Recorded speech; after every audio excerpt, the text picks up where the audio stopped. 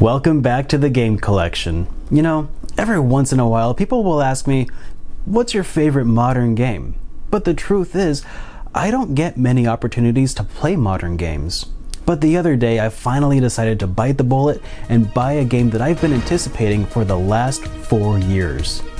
I am SuperDerek, and this is Pier Solar and the Great Architects.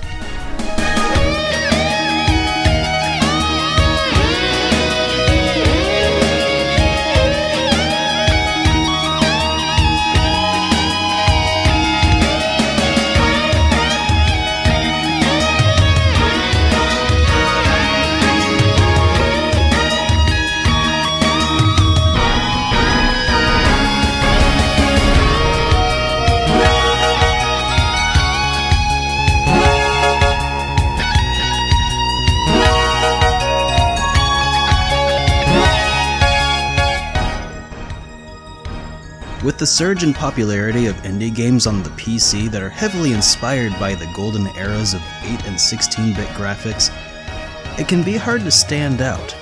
Quasi-retro has become cool in recent years, and perhaps even a little played out, but Pier Solar isn't the quasi-retro game like you might at first be inclined to believe. Pier Solar is a real 16-bit turn-based RPG for the Sega Genesis.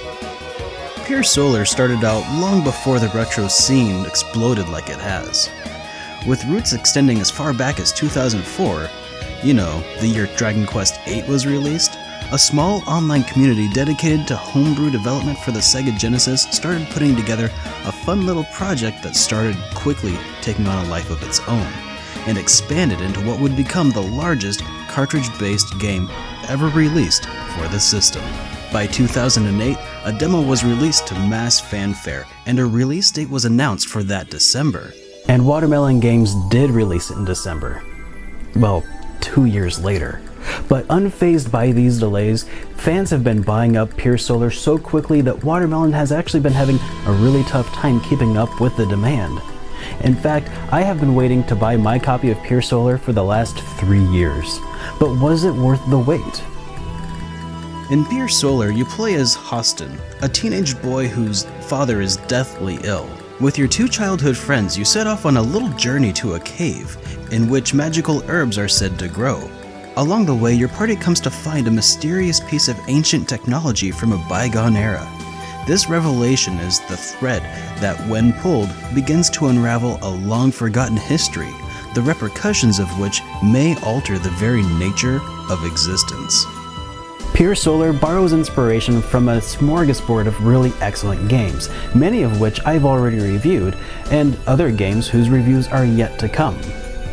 It may be presumptuous of me to say that the writing style was inspired by Shigesato Itoi, but while playing through Pier Solar, it definitely had that subtle and sometimes not so subtle quirk to the humor that I associate most strongly with my time while playing Earthbound. But Pier Solar also has a very dark side to it that contrasts really nicely against that humor. Pier Solar is geared towards veterans of the genre. It can be difficult, particularly while playing through the beginning of the game, where it feels like levels come more slowly and you often have fewer than 5 party members in your team. It isn't until about a third of the way through that I felt like I had really developed a good amount of momentum in the battles, and it was about halfway through the game before I felt really hooked by the game's plot. But fortunately, the battle system of the game is fun and compelling enough to keep you playing through to that point. At its core, Pier Solar has a standard turn-based battle system. While I wouldn't really call it an elemental rock, paper, scissors like Pokemon or the Persona titles, elemental magic attacks do come into play for equipping defensive gear. But the really interesting part of this game's battle system is the introduction of Gather. You could think of Gather as sort of like Ki from the Dragon Ball universe. You can have your characters use the Gather command during battle, during which they'll gather energy. The more Gather your character has, the higher the damage multiplier will be applied to their attacks. However, if they get hit, that character may lose some of their Gather. Gather can also be given to one of the other characters to help that person power up more quickly. Many higher level attacks and spells require more Gather. This makes for a rather fun and strategic battle system. The Sega Genesis isn't usually lauded for its high-fidelity audio quality, despite the fact that the system is fully capable of producing some excellent music and sound effects, and Pier Solar truly is an excellent example of the Genesis score done right. However, if you're just not a fan of the way that the Sega Genesis sounds, and you happen to have a Sega CD, Watermelon Games has one more trick up their sleeve.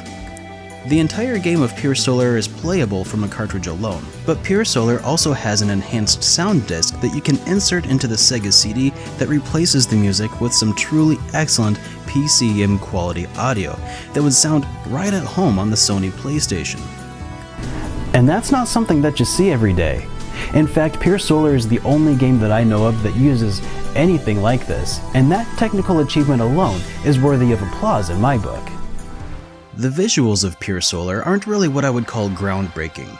However, I don't really think that was the aim with this project. I mentioned before how I could feel a lot of the inspiration from games in the way that it played, but this definitely extended into the presentation. In playing Pier Solar, I think that I can see inspiration from the Lunar series, and in the character portraits I see Shining Force. In the battle menu, I see a little bit of Secret of Mana. In some areas of the game, I see environments that look like they would fit in right at home with Earthbound even. The original runs of Pier Solar have been selling online for hundreds of dollars, but Watermelon is currently selling reprints for the Sega Genesis and Mega Drive on their site magicalgamefactory.com for $69. But who can say for how much longer before they'll be sold out again? However, if you don't have a Sega Genesis or Mega Drive, you can still play Pier Solar. An HD release has been ported to the Sega Dreamcast, available for just $50. Or if you have a newer Fancy Pants console, or just Steam, digital-only releases can also be acquired for often less than $20. It's also worth mentioning that these HD releases come with the option to be played in their original 16-bit glory. Pier Solar is a very good game, a love letter to the RPGs of a bygone era. And while Pier Solar borrows inspiration from the RPG greats, its rough edges holds it back from being able to be counted among them. But honestly, that's kind of an impossible standard to live up to. But what Pier Solar does is it shows that the spirit of the classic turn-based RPG is still alive and well to this day. It's an incredible artistic and technical achievement, and that's why it has a spot in the game collection.